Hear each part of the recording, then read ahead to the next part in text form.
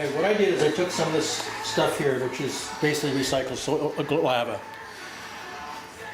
and I sifted out it's been processed before, so I kind of know what's in it. So I've taken out the larger particles using this big screen here.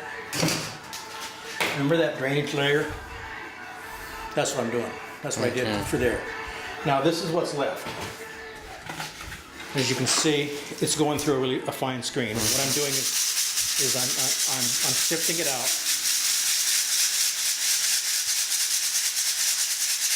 So you grind that moss up in that old Norwegian sausage grinder. Wherever I find moss, I take it, and stick it in the back of my truck, and once I get enough of it, I bring it home, put it in one of these things again. Now notice that you get all this dust, this clay. I don't want that in my soils. And it's okay if this stuff gets dry, because all I'm looking for is spores anyway.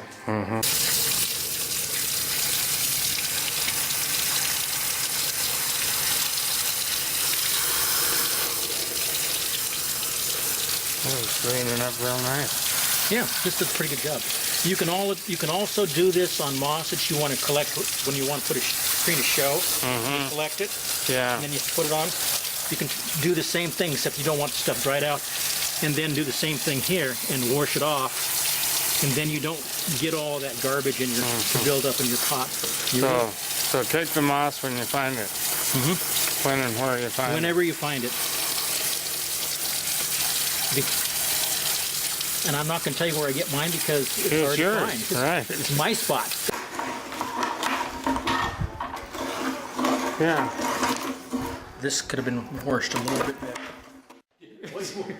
You want to go really bizarre and learn how to make chopsticks? Yeah, that's what I hear. Yeah. I love to hear that stuff. Timber bamboo.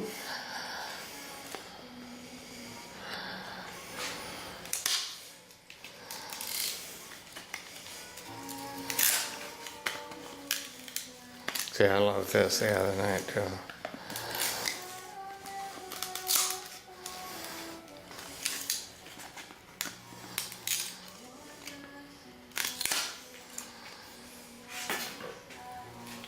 I like to keep the knob, and that'll make one chopstick. You don't throw that away because you can use it for something else down the road. Okay, then what you do is you cut this down. Yeah. What you want to do is have this so it's got a flat edge here and a tapered edge on the side. The other thing you do is come by and knock off all these edges, otherwise it can really mess with your hands. This is a Ryan Neal thing. My.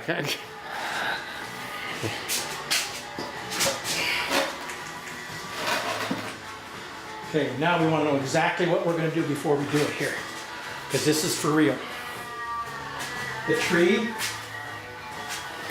Okay, so I'm going to go.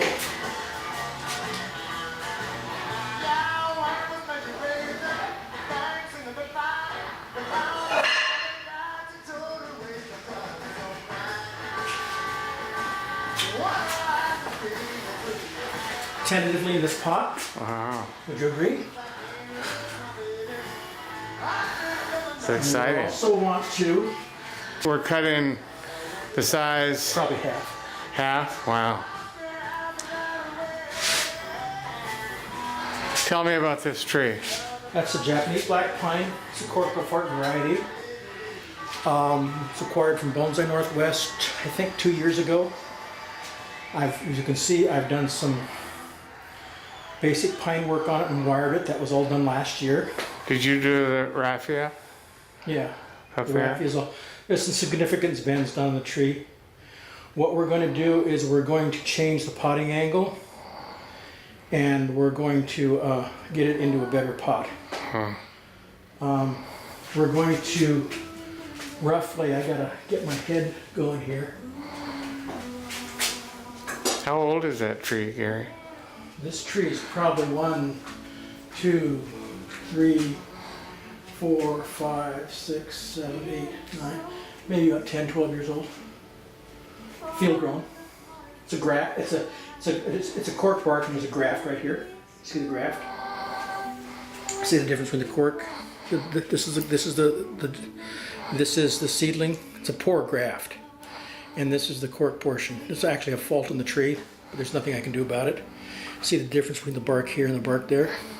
This bark will continue to cork up and split like this. Up above. Up above. It will not do it up below. It will plate like this, but it will not cork and split like that is. For Japanese black pine, these are weak, weaker than normal, so you have to go slower.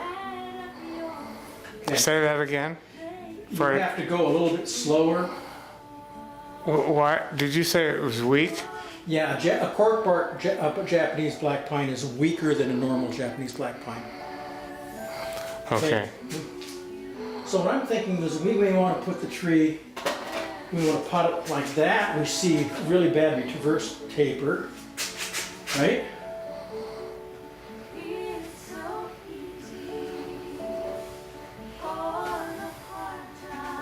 We lose a little bit of that right here. These are, I'm not worried about visually. They will come off right now. They're just going to be handles to handle a tree.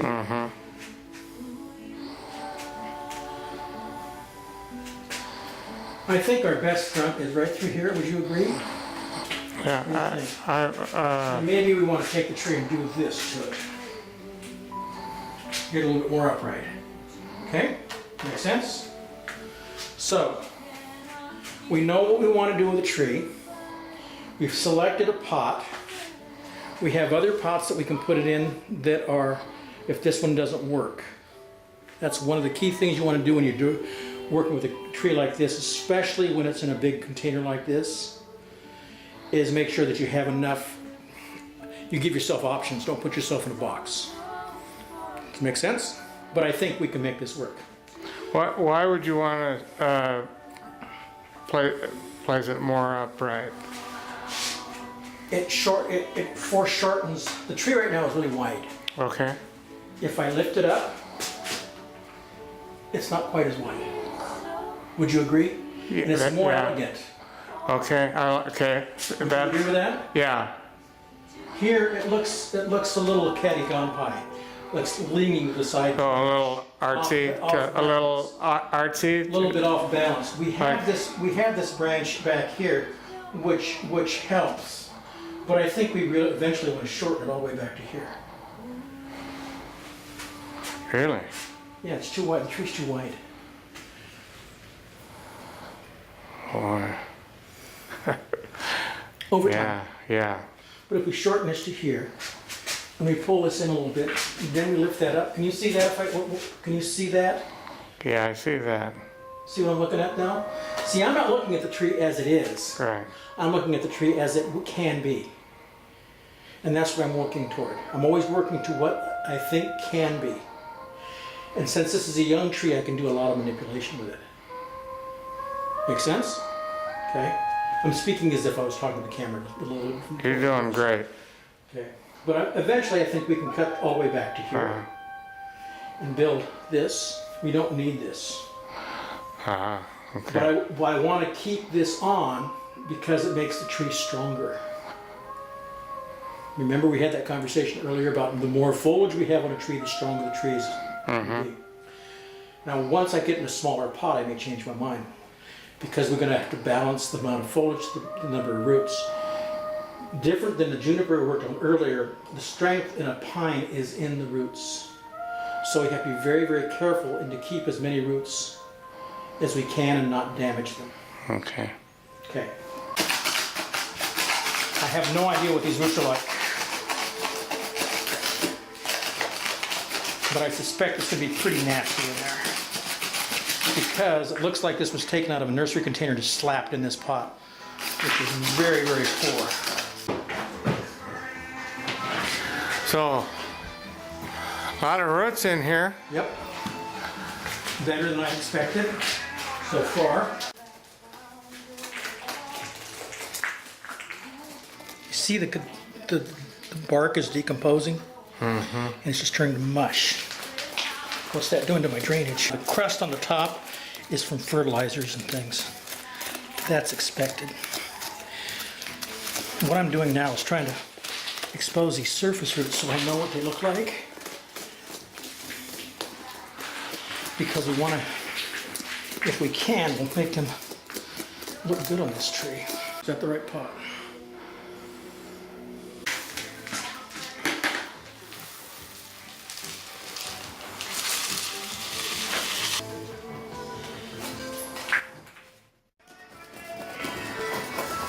Big hole.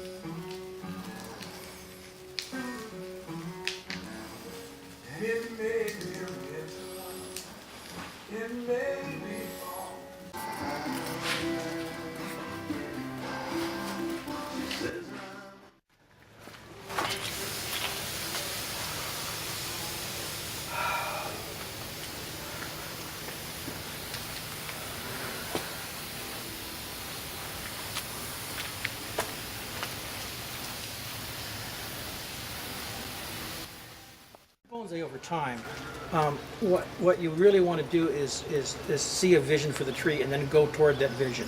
It doesn't have to be exact when you start because you really don't know where the dance is going to take you. It's like a piece of jazz. So it's going to go up, it's going to go down, it's going to go sideways. But in general, you have a general idea what the structure is going to be and where the tree is going to go. You're just going to fill in the blanks and the colors as the tree progresses. And that's what really bonsai is all about, is filling in those colors after the initial structure is made. And the structure is established, step number one. That's beautiful. Does that make sense? Yeah. Branch here with this bend was sitting someplace over here. Yeah. It was so beautiful in the context of what you said. It's an okay tree. But what you got to realize is this branch was over here. 2 years, what do you expect, man? Yeah.